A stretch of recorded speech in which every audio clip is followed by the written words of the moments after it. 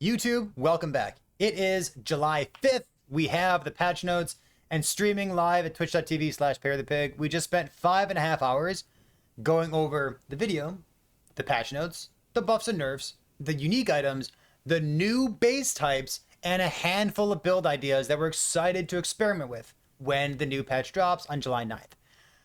Instead of uploading a 5.5 hour video for you, we're going to try to summarize the high points. We're going to try to summarize the things that haven't been discussed previously in other dev posts or previously on this YouTube channel. You can check the other videos that have been posted prior to this. There's a couple things like what's the new boss fight, what's the new faction, some of the new mechanics have already been spoiled, and some of the unique items have already been spoiled. So I'm going to try to make this as concise as possible. I'm going to try to emphasize and highlight the things that were exciting in the past 5.5 hours while we've been chatting. So first things first, I'm going to scroll. We're going to scroll through the patch notes with a good pace, and I'm going to highlight the things that sound good to me. If you wanted someone to read all of this, you can take a look at the Twitch VOD, which I will make available to you in the description of this video, because everything will be available to you. The comment section under this patch note, I think is important because I see a lot of people complaining about nerfs. There are truly a lot of nerfs in this patch. I think it's important to highlight that the 1.0 patch for Last Epoch was perhaps one of the least balanced patches that we've ever had in Last Epoch. There were some wild outliers in terms of defense, offense, killing things, bugs that have been like one-shotting monsters, you know, the deadening arrow trap build, for example. We did not have a lot of balance, which is one of the reasons that I didn't care about, like, what's the best build in Last Epoch? Well, there's 5 builds over here that are stronger than anything that we've ever seen before, and you could nerf them by 95%, and they're probably still good. Spoiler, there are builds out there that have been nerfed significantly, and they might still be the best way to play that individual class. We'll get there. So the cycle starting on July 9th, I'm extremely excited. We know about Evade. It does not grant iframes, but there's a number of things that interact with it. It looks like a mechanic that has not just been tossed into the game, but rather, you know, designed around. You know, we have lots of ways to use it. We have ways to transform it. It gives the developers a baseline of movement so that, you know, even a Sentinel at very low levels, even you can avoid a skill shot. So that's exciting to me. I'm glad to have it in the game. Hopefully it ends up being something that I use late game. Hopefully it's not just something that I use in the first 10 minutes of gameplay. The pinnacle boss, if you want to be a world's first for the boss, you need to be playing in cycle and you need to be playing online. If you're offline or legacy, you need to wait until someone else kills it online. Realistically, that means 24 hours because you know there are some real tryhards out there who are going to kill the boss in the first 24 hours, and that's fine. So let's keep going. The Harbingers, they told us how this works. You're going to fight the very first Harbinger when you are in your last level 90 Monolith. So your first Harbinger is before Empowered. The rest of your Harbingers are after Empowered. You'll farm up all of their Harbinger eyes. They'll drop on the ground. You pluck the eyes out. You'll have 10 or so eyes when you're ready to fight the endgame boss for the first time. You put in the eye, you walk in, you fight the boss, you die. Maybe, hopefully, maybe. I hope that I die when I first fight the boss, because I hope he's hard, right? So you'll have about 10 attempts the first time you fight him, and that is what that gameplay loop's going to look like. What level will your character be? I don't really know. I don't think you're going to be level 100. I don't think you're going to be, you know, level, or like reputation rank 12, which is the max rank in your reputation for like COF and Merchants Guild. I don't think you'll quite be there yet. I think your character will probably be like maybe 90, 95. I don't know. But we'll see exactly how the pacing of this lines out. The Forgotten Knight faction, it's important to note that this faction is not mutually exclusive with Merchants Guild and COF. So you will have one of those 2 item guilds, and you will also have Forgotten Knight in addition to those things. So this will give you some extra boosts that are listed in here. For party play, I don't have any friends. For Nemesis, this is a sweet new system that's being introduced. It kind of reminds me of the addition of the exiled mages. Like, you walk through your echoes, you find one of these things, and you interact with it. So this would be a nice way to get crafting materials, because they always drop crafting materials. It'll be a nice way to get low-level unique items. And I think the most important thing to call out here is that we have an egg. And you see the egg on the screen here in this little GIF. That egg, you can replace that egg with an item that you own from your stash or from your inventory on your person right now. So you'll see that there's a little stash icon here. You have access to the stash while you're in the Echo. And if you challenge the guy, that egg will become a random unique item. But if you put in your own unique item, it will be empowered in some way. So it might get 1 LP, it might get 2 LP, or it might get a random affix added to it, as if it were already cooked in the LP oven. You know what I mean? So if I have a 0 LP Ravenous Void, I'll toss it in there. And that 0 LP Ravenous Void could become tier 7 Hybrid Life. Or it could become tier 5 minion damage. Or it could put 1 LP on it. And all 3 of those, to me, are pretty exciting, because that's more text than my 0 LP Ravenous Void had previously. So the egg system is something that is becomes more and more common the higher level you get and the higher corruption you get to. But generally speaking, I think the Nemesis system is going to be really, really fun to engage with. It looks like it doesn't get in the way. It looks fast and snappy to engage with. And I'm excited to have more stuff in the Echoes when I'm walking around. Party play, again. Nemesis upgradable weapons. So there's some new stuff here. If you take a look at lastepochtools.com, you'll note that we have access to this. We go resources, we go items, and then in the items tab, we click on Harbingers of Ruin 1.1. We've got 69 things listed here. We'll click on this. So we have basic, we have unique, and then we have all the set items that they've added in this patch. Cool. In the uniques, you have all the new unique items that have been added to the game. We'll talk about those later. In the basic stuff, you'll see that there's some base types down here that say, chance to upgrade when you slay a Harbinger. What that really means is when you have this equipped and you kill a Harbinger, it has to be equipped for some reason, you will get one of these new implicits. There's some very, very cool stuff. Just to tantalize you and encourage you to go take a look at this list by yourself, there's a one-handed mace that has endurance threshold. And it also has 7% of maximum health gain as endurance threshold. That is an extremely interesting implicit for a one-handed mace. Pretty cool. Let's keep on going with the gameplay and mechanics. Boss and defenses, I'm going to skim over this. We already know that boss dynamic damage reduction in the past is gone and has been replaced with this ward stuff. We talked about this previously, so we're going to skip over it. Player ward decay is something that we talked about as well. The important part here is that at this little breakpoint, if you have less than 4,000 ward, it's actually going to be easier for you to retain ward than it's been in the past. If you have more than 4,000 ward, you're going to be substantially penalized for having ward. The old formula was linear. The new formula is quadratic. We figure, kind of doing some napkin math, that in the past, if a Healing Hands build that is building ward retention generates 200,000 ward, that same build might, in patch 1.1, have 16,000 ward. It's a big nerf. So what I'm excited for is I want to know what kinds of builds are still using ward, and I want to know, are there builds out there that have incidental ward, like they just happen to have 1 or 2 or 3 or 4, the sweet spot, 1,000 ward. Can I use that and then just not build any extra ward retention to get that huge penalty beyond that point? So I'm interested to see how those builds work out. Glyph Venry, we talked about it. It's just used to put more stability onto a timeline so that you can farm bosses faster, so that you can push faster for corruption on your second character. If you're racing for your world's first boss kill, you're probably using your Glyph of Envies as well. Let's keep scrolling. Experience changes. Technically, there's some changes here, but I think if you're interested in that, you'd much rather go in and read how exactly this is all going to work. Loot filter. You can now filter for LP. That's awesome. It's the most important thing. Let's see. Xbox, UI, character stats, localizations, Japanese. Oof, so good. Monolith Fate now has a search bar. You can see this person searching right here. It does search for exalts as well. We can see the search for exalts happening in this 1.1 patch overview that Judd put out earlier. His voice kind of talked us through how the new search bar was going to work, along with a menagerie of other things that will be added to this patch. Let's keep scrolling. Gaze Aerobus is a good one. A lot of complaints about Gaze Aerobus for people that were pushing really high corruption in the past. There's some nice quality of life here, making sure that if you die to an Aerobus, you only lose 1 gaze instead of losing all of them. You can only consume 4 of them at a time, and they're all standardized to always give you 12 corruption. There's no diminishing returns or fancy math you need to do to min-max your usage of your gaze. You can just kind of set it, forget it. You don't need to do anything active.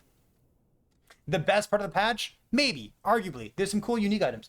Maybe the best part of the stash is this blessing stash and swapping. I like respecking my characters. I like having access to new blessings so I can pick and choose the ones that I want to use to try out different specs of my characters. I don't only play one character. So oftentimes I want to swap between my blessings, and it's a tremendous pain in the ass right now. In patch 1.1, they're changing it. You just spend 10,000 gold, you swap between them. It sounds amazing. I love this quality of life. There's a ladder for those of you who want to measure your numbers against each other. Item faction, merchants guild, there's some stuff. Instead of having 10 ranks, there's 12 ranks. If you're interested in the exact details, you can go take a look at those. There's lots of good skill changes, but I think the very first one here is a great one to call out initially. For the channeling skills, I think they mentioned this in the QOL dev post that happened previous to this, but all channeling skills, most channeling skills, now let you regenerate mana as well. The two big things that come to mind for like big winners in this category are Warpath. You can build mana regeneration, and your mana regeneration helps you channel your Warpath. You could even have more mana regeneration than channel cost so that your mana ticks up over time. And that sounds excellent. The other big winner I would say is Ghost Flame. Ghost Flame's been nerfed in a couple different ways, but it's still a very good way of, having a lot of DR and having a lot of mobility while still dealing damage. Mana regeneration, having access to it while channeling is another way to help you have permanent or semi-permanent Ghost Flame. Ailment stuff. Frostbite looks huge. I think a big thing for this is noting that there's been a change to the unique boots. They often go along with Frostbite. Snowdrift. They now give half as much penetration as it used to, but you see you gain some extra bonus damage here. It's worthwhile to shout out that there's a number of changes for minion Frostbite stuff, especially in the world of Shaman. And minion Frostbite never got to take advantage of the Snowdrift unique pair of boots, so it's worth calling out that minion Frostbite is just a lot better than it used to be. Is it good? I don't know, but it's better than it used to be. Blind is interesting. It makes enemies unable to crit you. It also no longer has that wonky, erratic aiming stuff. Let's see. We're going to keep on moving through this. Keep on keeping on. Fixed a bug, fixed a bug, fixed a bug, fixed a bug, fixed a bug, fixed a bug. Let's see. So we're looking at Acolyte skill changes. Very low changes, very low changes. Thonic Fissure. The Torment stuff has been stacking necrotic resistance in a couple places has been nerfed. Instead of being like 1-to-1 ratios or even more in favor of the player, they're now just a little bit less. So 1% more torment damage per 3 necrotic res instead of 1% more necrotic damage per 2 necrotic res. So just a little bit harder to stack up your more damage multiplier based off of this. If you're interested specifically in the torment build, you should know that the big thing that was incredibly abusive that I made a YouTube video about complaining about got changed. So I'm very happy. The belt Immolator's Ablation that used to give you the full 240 flat damage to your spells, which helped you scale your torment damage, that's been nerfed a lot. It will cap out at 40 flat damage. It will not give you 240 damage like it used to. So torment has been nerfed in a handful of ways. If I were interested in playing Thonic Fissure, I might not be interested in the torment stuff, but I think the Dam stuff is relatively unchanged, and I think Dam using the big two-handed axe is very good. So that's where I would start if I were interested in building up a warlock. But I'm just one person, so that's my opinion on it. Death Seal, let's see, Dreadshade. Ghost Flame has been, let's see, nerf, nerf, nerf, nerf, nerf, nerf, nerf, nerf, nerf. It's still probably a good skill, but there's a lot of nerfs for Ghost Flame. And they're all warranted because it was a lot of defense that you had access to basically permanently. If you take, for context, a look at the ladder for like Lich builds, there were two types of Lich builds people were pushing on the ladder to like very, very high levels. One was Ghost Flame, and the other was incredibly abusive potion zombie builds. So those were the two approaches that people had for pushing their Lich builds to the absolute max. And Ghost Flame, I'm glad that it's getting taken down a little bit. That's good. See, Harvest, Profane Veil, just a couple tiny nerfs here, a couple tiny nerfs there. I think Reaper Form, if you're a Lich enjoyer, has some really cool stuff going on. It's basically bleed oriented though. So outside of like unique items or trying out something else, I think this node is worth calling out. It's Blood Moon Reaver. There's a lot of poison stuff in the Reaper Form skill tree. You can take all of that and convert it to physical. convert it to physical chance to bleed, physical penetration. I think this is genuinely very cool because there's been a little bit of bleed stuff, but you remember you also have access to the bleed overload in the Warlock Mastery skill tree. This looks neat. I like it. Every minion that we take a look at will have a little bit of flat health and health per level from their corresponding stat. It looks like across the board, they've just like added in extra sources of minion health, a little bit of minion dodge, things along those lines. I suspect, should I look this up? I'm not going to look it up right now. I think this is a big deal. I don't know what it does, but I kind of think this is a big deal. Okay, we're going to move on. It's a minion. You know me. Maybe you don't know me. If you don't know me, I'm not really that big on minion builds. So we're going to keep going. Let's see. Transplant stuff. Wandering Spirits is slightly worse at generating mana. Let's keep going. Disintegrate is one of the big things that they've already told us about patch 1.1. They wanted to detach Ignivar's Head and Gambler's Fallacy. For those who don't know, it was the only way of playing Disintegrate because it was massively better than anything else. So it's kind of boring because there was only one solution, and it's the same solution that we had 5 years ago. So they're decoupling those two things.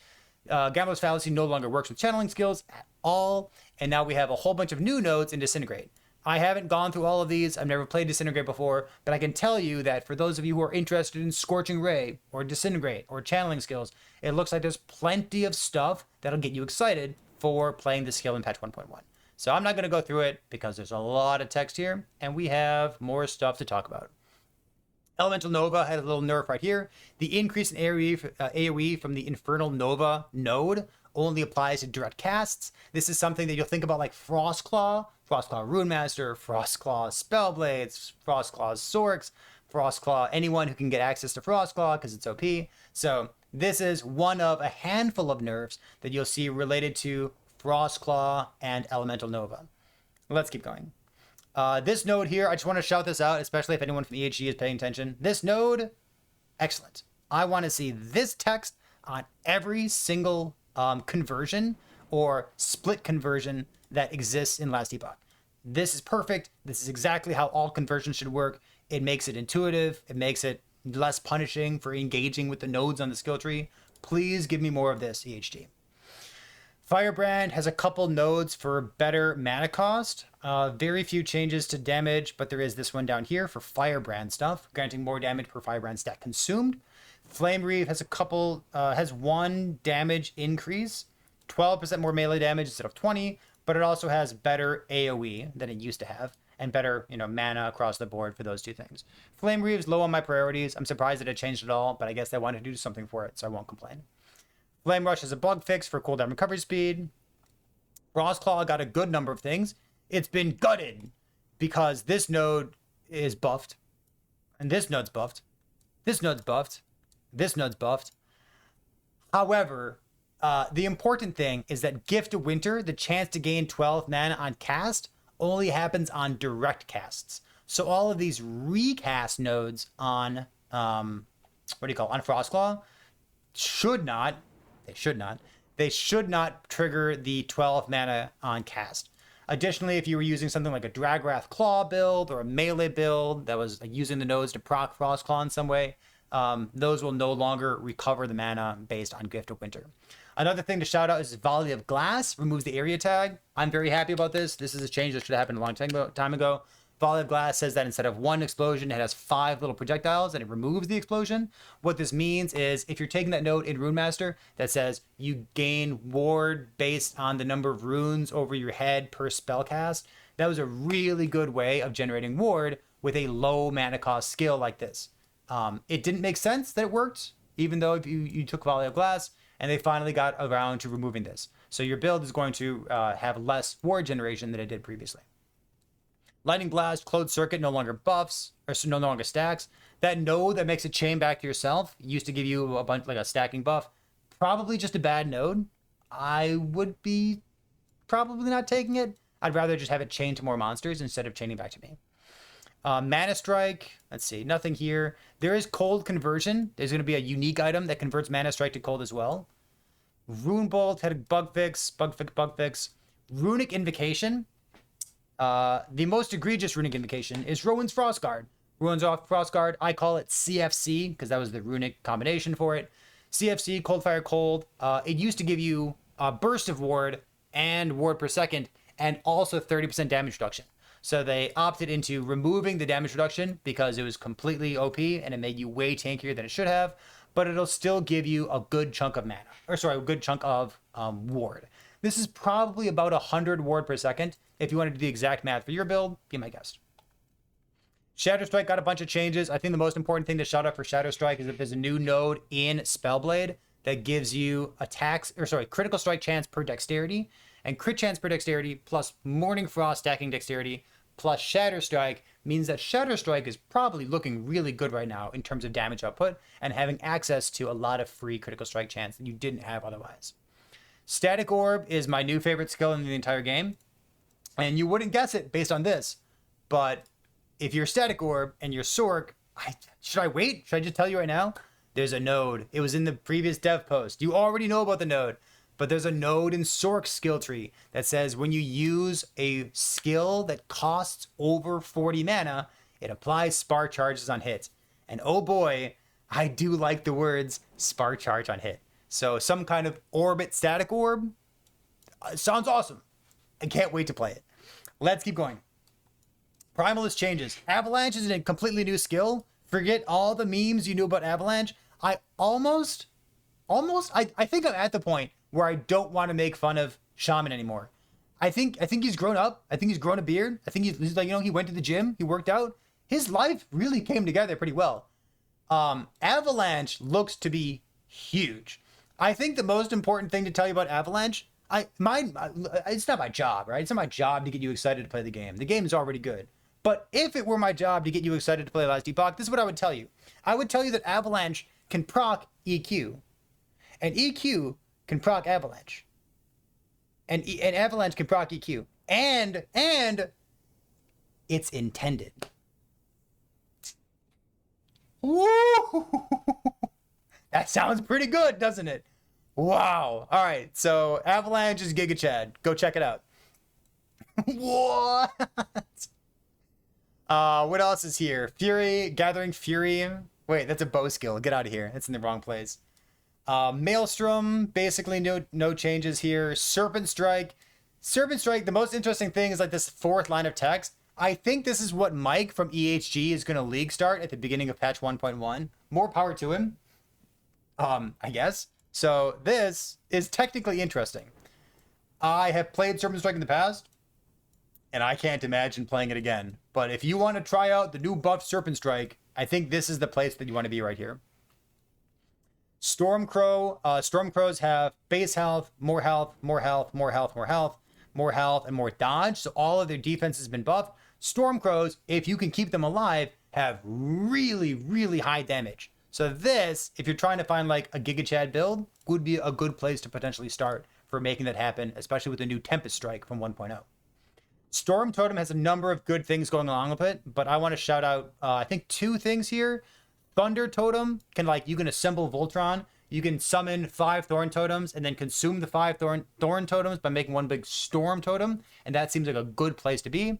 Another is this Unmatched Storm. You could have Storm Totem proccing Storm Bolt from your Gathering Storm skill tree. And if it does that, your Gathering Storm skill tree can generate more Storm stacks based on when your minions are casting stuff and using... It's called like Friends of the Forest. There's like a node in Gathering Storm called Friends of the Forest. It's like the bottom middle node. It has to do with minions. That node plus Unmatched Storms in the Storm Totem skill tree looks awesome for Shamans. Shaman genuinely looks good. I'm shocked. Next up is Thorn Totem. Nothing's changed. Beautiful. Summon Wolf, defenses, Locust or a Swarmblade form. I don't think there's anything worth calling out. Upheaval stuff, Warcry stuff. Warcry, you get a lot of extra skill points because it doesn't take nearly as many to get the half cooldown on Warcry that you used to. So we're going to keep going. Rogue skill changes. There's one big change to shout out for Aerial Assault. This one here, it used to apply extra Shadow Dagger hits, and Shadow Daggers have been nerfed in a handful of ways. not only is aerial assault nerfed with the blue text that you see on the screen right here, but also shadow daggers, if you're using them in the normal meta way, you take like the spinning one big dagger on the ground.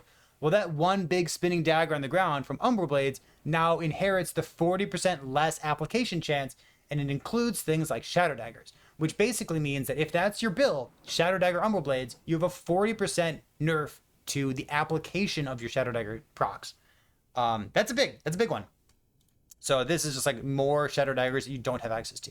The other thing to shout out here is the 40% or 50% reduction for the converting your health gain from healing gust to ward. The reason this matters is that this was one of the meta ways of generating a ton of ward, or even enough ward on your falconers to play like a low life exsanguinous style build. And this kind of thing is targeted along with the ward decay formula change to nerf ward on a 1-by-1 basis. EHG went through a bunch of sources of ward generation and they nerfed the ones that they felt were out of line. This, and spoiler alert, along with healing hands, is one of them. So let's keep going. Acid Flask, basically no changes. To me, the only Acid Flask builds that exist are Explosive Trap builds. Ballista still exists, only 1% more damage instead of 2% more damage per dexterity. Cinder Strike, let me save you a lot of trouble.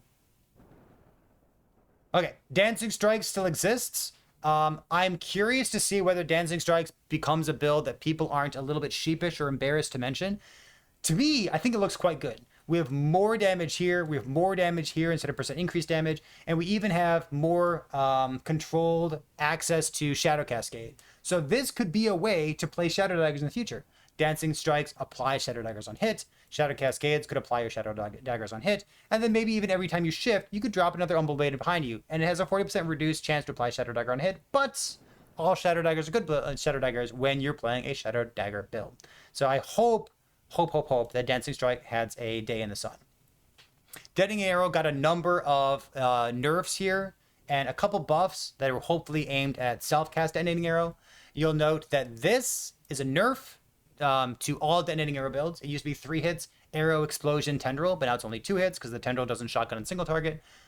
This node here, the Copper Dust, is a nerf to Trap Detonating Arrow. This is a nerf to Trap Detonating Arrow. This is a nerf to Trap Detonating Arrow. Good. There's one more particular nerf to shout out to Trap Detonating Arrow. If you're using the Gelcor's Blast Knife, there's a line of text that says plus 60 flat damage to Detonating Arrow. It only happens if you're self-casting. It doesn't work for traps anymore. There's a good handful of nerfs for Detonating Arrow traps.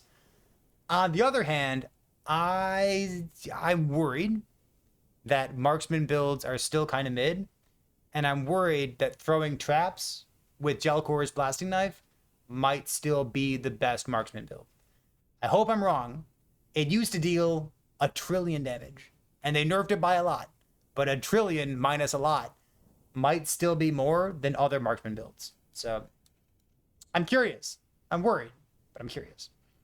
Dive Bomb got a couple nerfs here. It doesn't look like enough, but I've never played Dive Bomb before. So base damage, damage effect both went down. Shadow Falcons deal a bit less damage. And then we should take a look at Explosive Trap as well. The Explosive Trap Dusk Shroud generation has been nerfed substantially based on this last bug fix that you see down here. And then Sky Signal gives you less damage on your Falconer as well. In Falconry, we see another hit to the Dive Bomb build, 14% less damage. And then we have Critical Strike Multiplier. I don't think this changes at all, but Avian Arsenal should trim even a little bit more damage off this. I think the Dive Bomb build still looks OP. It's one of those instances of like it dealt insane damage in the past, and it like even if you nerf it in a couple different ways, it probably still has enough damage. I think Dive Bomb still looking very good, and I think that Trap Detonating Arrow might still be the best way to play a marksman. I hope I'm wrong, man. I just hope I'm wrong. Flurry, no changes here. Nothing here is exciting to me at all. Hail of Arrows, no. Lethal Mirage, no. Lethal Mirage is extremely exciting with a unique 2-handed sword that's being introduced. It sounds awesome. Outside of that, it's the same old Lethal Mirage that it used to be. Multi-Shot got a couple tiny buffs. I'm not particularly excited about it, but it does have a couple tiny buffs. There's one very exciting thing about Puncture. Again, this is the kind of thing that I hope a build comes out of this, and I'll tell you a piece of technology real quick as well. So Puncture can apply 1 Shadow Dagger on hits, but if you're self-casting and manually casting, it's doubled. So you can apply 2 Shadow Daggers on hit. And did you know, because I didn't, did you know that if you take the node that adds 15 mana cost for Puncture, that adds the 2 little Puncture shadows on the side of you, did you know that that shotguns on single target? Did you know that they could also apply 2 Shadow Daggers on hit? So you could right-click with Puncture and apply 6 Shadow Daggers, which is 1.5 procs of Shadow Daggers. That might be something. That sounds exciting, doesn't it? Oh, and all it costs you is 15 mana. I kind of like it. Interesting. Smoke Bomb, Sink Strike, Umbral Blades. We talked about the Umbral Blades, 40% less chance. This is a great nerf here. Nothing else particularly matters. For Sentinel skill changes, one of my recent YouTube videos covered the fact that they're removing Hammer and Anvil stance. It's brutal. I think Hammer and Anvil stance not being in the game anymore is kind of rough. So Anomaly, it exists. No longer affects bosses. 5 years later, they finally fixed it, so good for them. Erasing Strike, I put out a different video recently saying that Erasing Strike, genuinely, very, very good. I'm kind of surprised by that. I've heard new players complain about the usability of Erasing Strike in the past, but making use of building maximum mana, along with a couple other pieces of technology, really make Erasing Strike feel suspiciously good from a low level. And there's a handful of new unique items, and even some old unique items, that make Erasing Strike bonk really well. In Forge Strike... Okay, we're gonna move on from Forge Strike. There is a forged weapon build that I'm excited to play. There is a unique ring being introduced to the game that has base critical strike chance for minions, and it has explicitly to do with buffs that it provides to your forged weapons. And it seems like there's a lot of ways to put extra health and defenses onto your forged weapons. I don't know how good it is, but I've always wanted to play it, and I've heard that they die in high corruption. But all of a sudden, we have more base health and more scaling options for their health. I'm excited to play forged weapons. I hope that I get around to playing it, because it does look good. Hammer Throw Disintegrating Aura is an awesome build, and it's much less of a pain in the ass than it's been in the past. Is it good? I don't know, but it's really fun, so I will probably be playing this. I love the weird hipster stuff of Disintegrating Aura. Healing Hands, the damage has been untouched. It's been nerfed in a handful of ways. Again, like we said previous in this video, if in the past you were generating 200,000 ward with like your fully spec'd out Healing Hands build, you're probably generating about 15 or 16,000 ward in patch 1.1. Other than that, damage looks fine. Fixed a bug, love to see it. Javelin, unchanged, not gonna read it.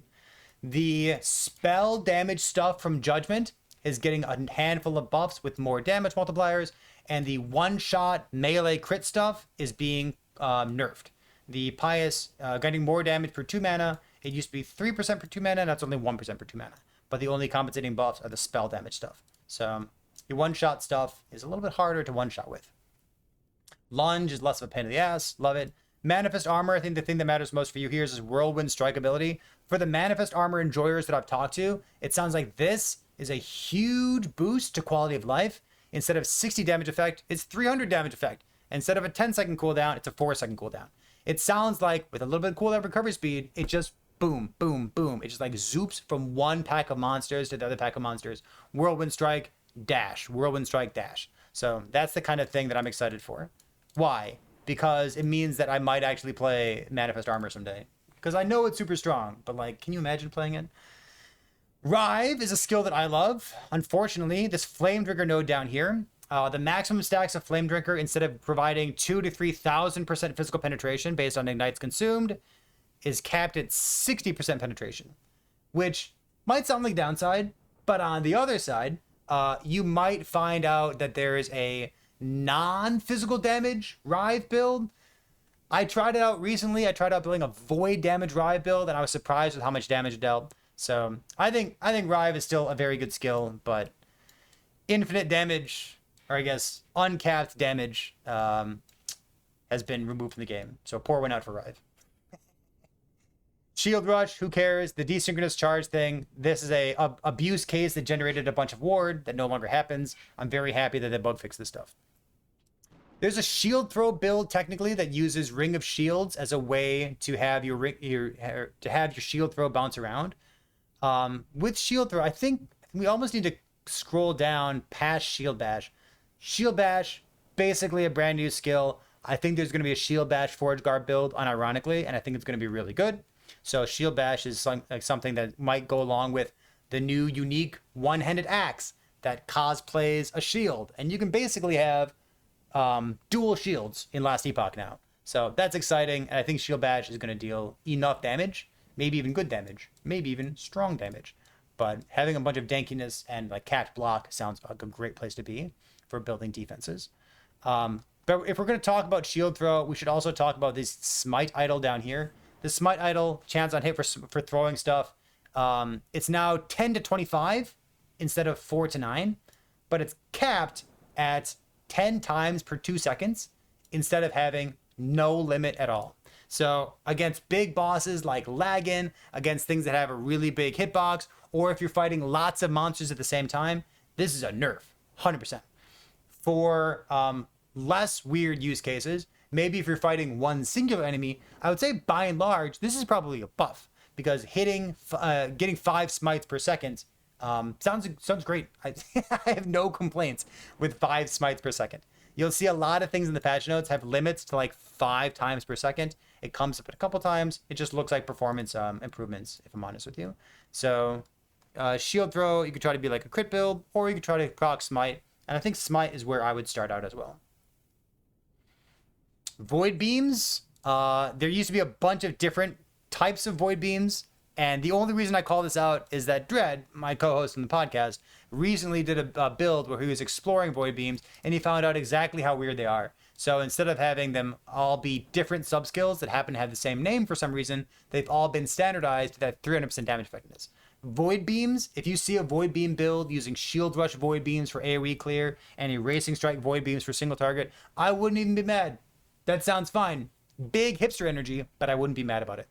Warpath seems like there's lots of cool stuff that you can do with it. We have the bleed duration being converted to ignite and timeout duration. Again, EHG, if you're out there, this is the kind of stuff that should be on every single conversion. If there's a skill that has like bleed duration and it also can convert to ignite, the bleed duration should convert to ignite. New players think it does. It's intuitive that it does. Based on the wording, it kind of seems like it does. This should be standardized. This should be implemented in many other places in Last Epoch as well. Warpath genuinely looks like a fun skill, even though I'm kind of a Warpath hater myself, because you can regenerate mana while channeling, because there's new unique items that support it, because you can use Void Cleave as an instant cast skill and not stop Warpathing. Kind of looks cool, not gonna lie. For passive changes, we're not gonna spend too much time on this. There's a couple bug fixes that you'll see, but let's scroll through and see if there's anything particularly interesting for you. Spellblade has that % increased critical strike chance per dexterity. Spellblade also has a flat critical strike chance per 15 intelligence, which makes me think about spark charges because I have a one-track mind. So Spellblade skill tree looks pretty good. I'm into that. Rune Master has a couple nerfs to ward generation. Ward gain on crit up to 5 times per second. 1 second cooldown for this thing. Less ward gain on direct spell cast. A couple of things across the board, just like toning down how much ward you're able to generate, in addition to the ward decay formula that got updated in, or will be updated in patch 1.1. Sork, one of 4 masteries that we love making fun of, has graduated to no longer be made fun of. Sork legitimately looks awesome. There's tons of cool stuff. One of the things that you've heard lots of people who play Last Epoch talking about is, why can't you have more damage instead of increased damage? It really makes a lot of sense, doesn't it? And EHG said, you're right, we should do that. So now we have more spell damage per 2 mana cost, up to 50% more damage if you're playing a big mana cost skill like Glacier, Black Hole, Meteor, Static Orb, things along those lines. A couple other changes across the board. We're not going to highlight all of these, but I think this one's pretty interesting. This Archmage node has a chance to refund mana, 7% chance to refund 20% of the mana cost of your skill, doubled with 300 mana and tripled with 1,000 mana. Once again, EHG, we have breakpoints for 300 mana. And we have another breakpoint for 1,000 mana, incentivizing you to min-max your build even more and really push your build to try to take advantage of these cool mechanics. I like this. I want to see more of it. I want to see double breakpoints. Very cool. And put them in corruption too. I want to see corruption breakpoints. What else is here? Some cool stuff, some cool stuff. I'm going to scroll past it. Daylight's burning. Let's keep going. These nodes in Primalist and in Blade Dancer, there was a little bit of confusion about these, so let's talk about them real quick. There's nodes in Primalist and Blade Dancer that had to do with low life. When you're a low life, you take less damage. So in order to make them more usable for life-based builds, it says its effects are now active for 5 seconds after you leave low health. It's not they're only active, but they're also active when you leave low health. So like if you get chunked and you go to low health, you gain this big buff giving you DR and maybe some extra melee damage. And then even if you leech back or even if you potion back to high health, you still have those buffs for 5 seconds. Seems great. I like it. We talk a lot about the Beastmaster tax when it comes to building a Primalist build. It has to do with putting 23 to 25 points into Beastmaster, especially if you're a melee build, just to get the kind of defense that Aspect of the Boar and increased effect of Aspect of the Boar grants to you. Those nodes have by and large been moved above the halfway point for Beastmaster. So Beastmaster gets the juiced up Boar effect and Beastmaster gets Boar effect on melee hit, but the other classes don't, which I think is a great change. It's going to feel very, very good. There's another node that gives you some extra health regeneration and health regeneration per point of strength. So if you're interested in like a Vessel of Strife, if you're interested in something like a Shard of the Shattered Lance and scaling cold melee damage off of that, this has support, that theme has support in Beastmaster. It also has support in Shaman, and both of those are in the first half of the skill tree. So you could do it either or you could even do it as a Druid. Going on to Shaman's Giga Chad. We're very proud of him for his glow up. He's doing a great job so far. There's a couple little nodes across here and there, but I don't think there's anything too important that we need to call out. There's attack and cast speed in the tree. Imagine having attack and cast speed in your tree. Melee damage while you have a totem.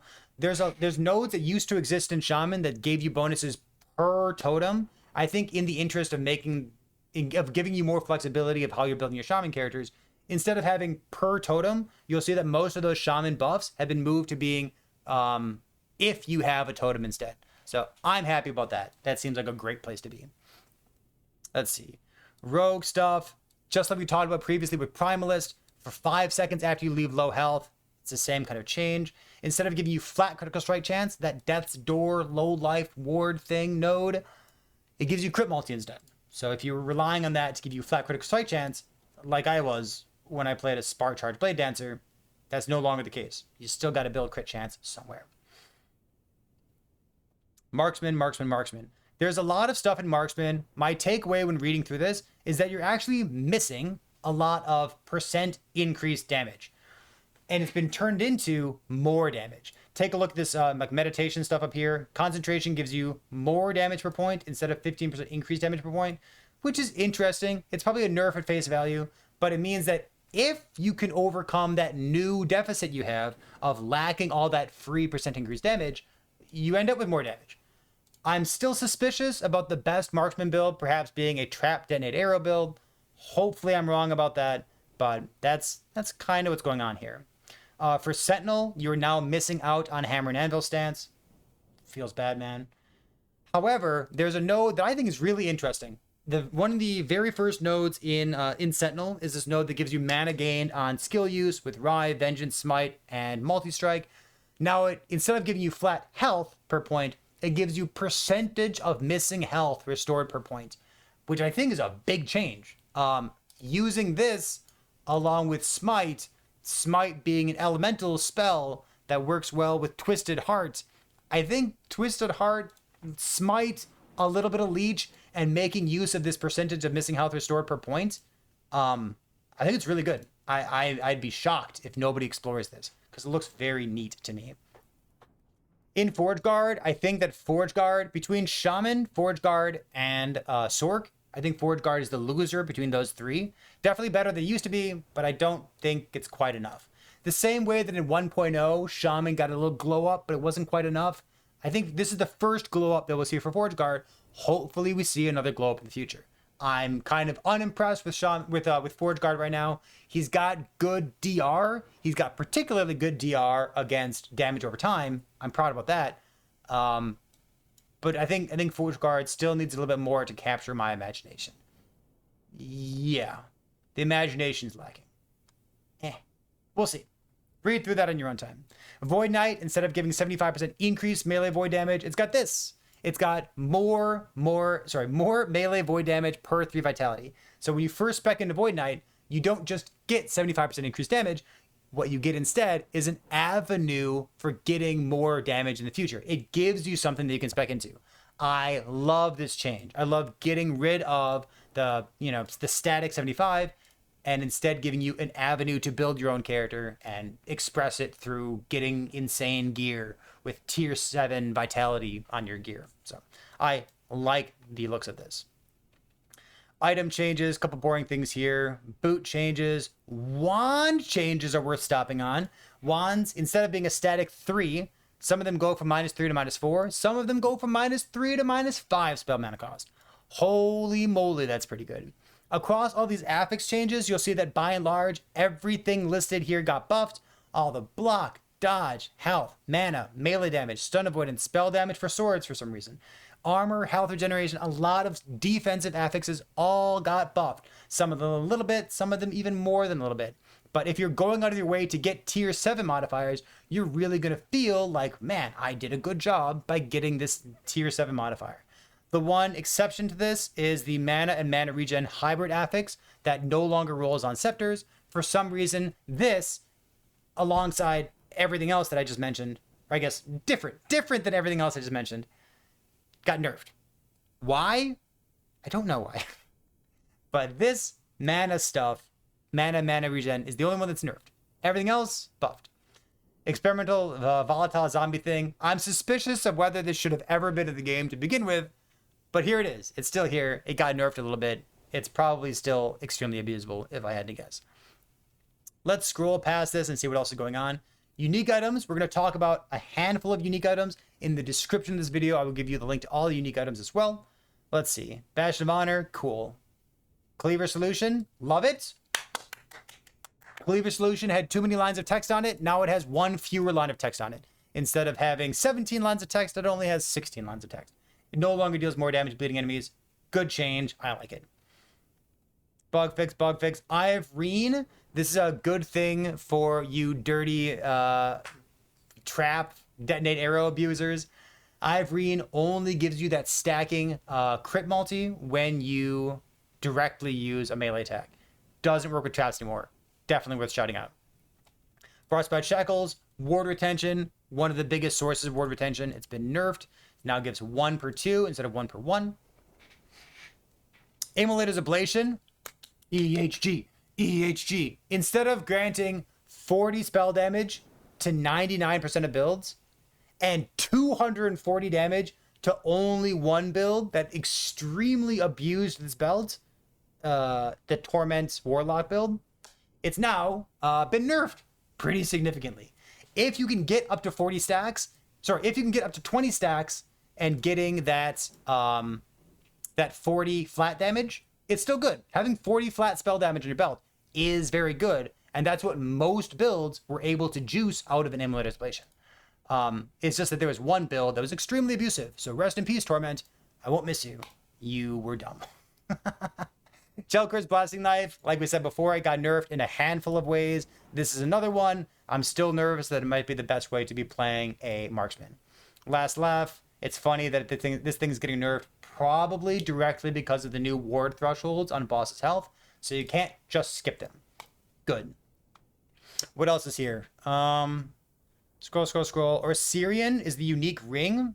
It's got more damage on it. Now it also has less damage taken. Very cool. Wish that I could ever find this with 2 LP, but I've only been able to find this with 1 LP. Unfortunate.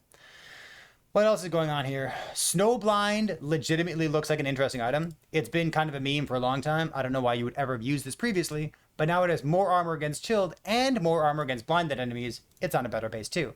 More armor, 2 separate more multipliers is interesting. Strength gives you % increase. This gives you more. You could even use Throne of Ambition to give you more. You could even use Static Shell, unique body armor, to give you more armor as well. This is neat because armor is going to scale your damage mitigation against damage over time for those of you who are pushing really high in corruption and care about that kind of thing. This could be potentially an endgame item that you care about. Frostbite's been buffed. Snowdrift's been nerfed. So it only gives 10% or 1% per 10 instead of 2% per 10. So half as much penetration as it used to. Scroll. Wrong Warp. Twitch chat thinks that it's been nerfed significantly. I think that it's basically the same item that it's been in the past. I don't understand why people think it's getting nerfed significantly. It's the same. It's the same. Enemy balance. We're going to skip past all of this. Every enemy has been toned down a little bit. Everyone's damage has been a little bit smaller. The thing that's a little bit tankier is Void Prophet. Void Prophet has 44% more health than he used to. That's the one that he's like a fat floating guy that you kind of meet early in the game too, don't you? Yeah, I don't know. I guess he's getting 44% more health. That's a huge buff. But everyone else has been kind of toned down just a little bit, which is interesting, huh? MTX. Very important. If you buy the one piece of MTX in the shop that applies to your weapon, the mace, you can now use it on anything. On one-handed swords and axes and things that are maces. Yay! Love that. New MTX will be coming in patch 1.1 as well. I, for one, really look forward to seeing what the new MTX looks like. Visual sound improvements? No. Mics, VFX? No. Animations? No. Bug fixes, UI, stuff, campaign, monoliths, multiplayer. Yada, yada, yada. Enemies, dungeons, visuals, other bug fixes. The last couple of things that they added on since they first released the patch notes 6 hours ago were these handful of things. The Trophouse node and Explosive Trap now gives plus 3 mana cost, but we've already talked about most of these because we've scrolled through them and we've seen them in the patch notes themselves. So we're going to put a breakpoint in the video at that point. Let's take a look at the unique items. There's like 4 unique items that I'm going to talk about because I don't want to go through them one by one. I've already done that live on Twitch. So there's a list of all these unique items. It will be listed in the description. Make sure to use the toggle to click on basic and you can scroll through all the new base types as well. And you can see what the avenged version, the upgraded version of these new base types look like. The uniques that I want to mention are just ones that I thought were funny while we were chatting about them. We have this one, Celestial Doom. It's a unique 2-handed staff. And of all the unique items that we looked at, this is the one that felt like the biggest head scratcher. It's weird. We have mana. Wait, is this it? It was this one. Yeah, mana spent gained as mana for 5 seconds, up to a cap of bonus 500 mana.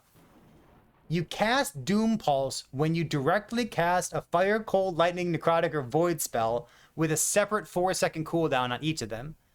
The Doom Pulse has effectiveness of 500 for all of its added damage. It just seems really interesting. Having a way to dynamically increase how much mana that you have, spell damage per 10 maximum mana, specifically for Doom Pulse, crit multi, specifically for Doom Pulse. It's weird, and I like it, and I want to see what people do with this.